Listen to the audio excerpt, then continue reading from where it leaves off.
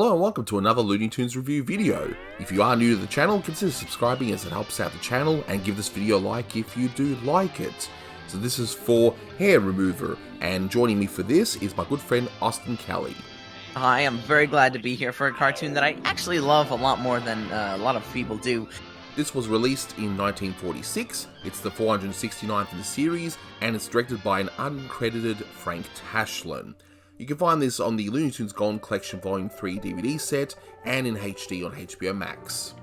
Now, due to copyright, I can't show you the full cartoon here, but in case you haven't seen this short, essentially, Elmer Fudd is an evil scientist for some weird reason, so he sets out to hunt a rabbit as part of his experiment. He gets Bugs Bunny, and all sorts of weird things happen, including some scenes with a bear. I'm sorry I did it. I'll fix you up, Doc. I won't let you down. I'll change you back again, Doc. I'll fix you up. Just wait there a minute. Originally, this was presented as an audio commentary, which I had to take down due to a request from Warner Brothers Legal, so what you're about to see is a remix of that commentary. I've added one extra fact that I missed last time, and also a rating, so grab some popcorn and enjoy.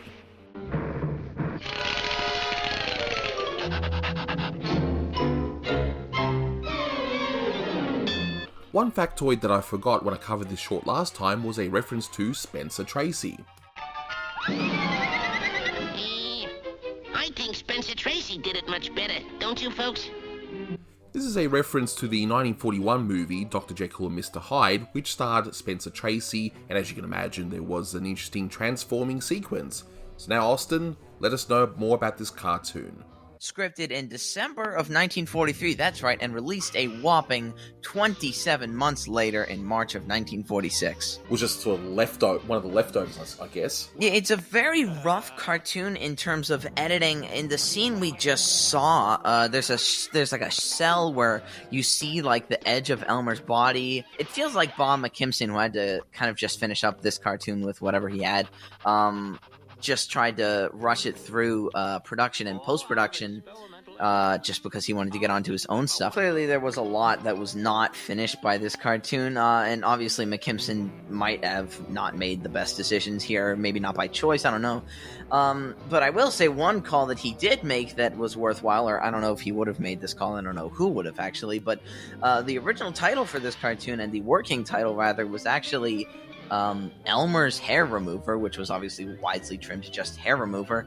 I suppose it was just someone who thought that it would be stupid to call it an Elmer Fudd cartoon when it was really a Bugs Bunny cartoon, given, you know, how popular Bugs was at the time. Where Elmer is handing Bugs the drink for the first time, I did notice that Bugs does look like the way Bugs is going to look like in McKimson's early directing tenure, like with the slightly bigger buck teeth. There's just something about it, and I don't know, I have this theory that, yeah, this one was the most incomplete out of the ones that Tashlin did, you know, and of course he left, and I think McKimson would have just, quickly finished this one before he got started with his own work, including the wonderful Daffy Doodles. And there was a weird little animation cut there too with the bear, like he was on top of Elmer, and then like a split second later he's next to him. There was like missing maybe a few frames, I don't know. But, you know, Bugs looked a little bit off there for some reason. I don't know. There's something about this cartoon, about the way Bugs looks in some shots. Mm-hmm. I don't know. Yeah, well, clearly, I mean, the cartoon was not done when Tashlin was leaving the studio, so obviously some parts do look rougher than others. Now, I do want to point out, now that I'm here, look at this background pan where we're panning around to the hole. Right there, when it holds on the tracks, there's like a stitch, like the background was being stitched together. You know, I'm not so sure why the edit is so obvious, but clearly this stitching had to be rushed through during the post-production process, because even the dumbest people catch that odd error when you're watching the film at a normal speed. It's like not something you have to freeze frame to notice. Now, this is a big, interesting part of the cartoon. There's a big jump cut here. Elmer's happy. Bugs goes for Elmer's hat, and then we cut to Elmer with a stern face. See, I don't really know what happened with this scene, but recent production drawings have surfaced from this cartoon, and they feature poses and faces by Elmer that were never used in the actual cartoon. Now, this shows that the missing scene, or scenes rather, were animated and put through the production process, but cut somewhere along the way before the release of the cartoon. Now, clearly, Warner's doesn't have this missing scene because the restored print that's on the third Golden Collection and HBO Max has no extra footage in it, and the scene is still very odd. And there was even another animation error. If you look at when Bugs was showing off the screwball and the crackpot pictures, if you look on the very bottom of the frame, it looked like the cell of Bugs Bunny didn't quite meet the bottom of the actual picture. It's an interesting little error that popped up, and occasionally does pop up in these cartoons. They weren't perfect, but Speaking of Bugs, I mean, I almost don't like his characterization in this cartoon. I mean, right here, he just seems plain stupid when he thinks this bear is Elmer. I mean, it's funny, there's no doubt about it. I think it's kind of funny, but it feels like Tashlin didn't have such an excellent hold on the character that he had in Unruly Hare, and it might relate back to Tashlin not having completely finished this cartoon before he left, but I don't know, it's information lost in time, I guess. In terms of this cartoon, Elmer with buck teeth looks so weird. It's just such a weird look.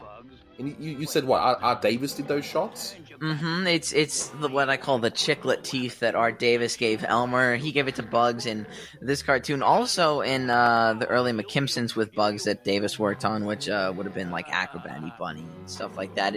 It's interesting because I don't know why Davis did it here out of all places, because I don't believe he did it that much in Unruly Hare. There's less of the Scott art technique, I've noticed. I mean, the bear in a few shots looks very angular, so maybe Tashlin did part of that, but then you got other shots like this one where the bear's a lot more rounded. And now on to my rating. This cartoon is so uneven. I mean, it's got a few funny moments, a few very bizarre bits of animation that's quite interesting to see, but at the end of the day, it's an okay cartoon, and I'll give this one a 7 out of 10. Tashlin did much better in his previous Bugs Bunny short, but is this the worst thing I've seen? No, I still got entertained by it. Also, Austin Kelly gives this one an 8 out of 10, as he's confirmed with me. Weird cartoon, and perhaps not the greatest one to celebrate the end of a very interesting career at Warner Brothers. I mean, you can't deny that at least that's the case. So long, Frank Tashlin, and thanks for watching this review, and until next time, take care.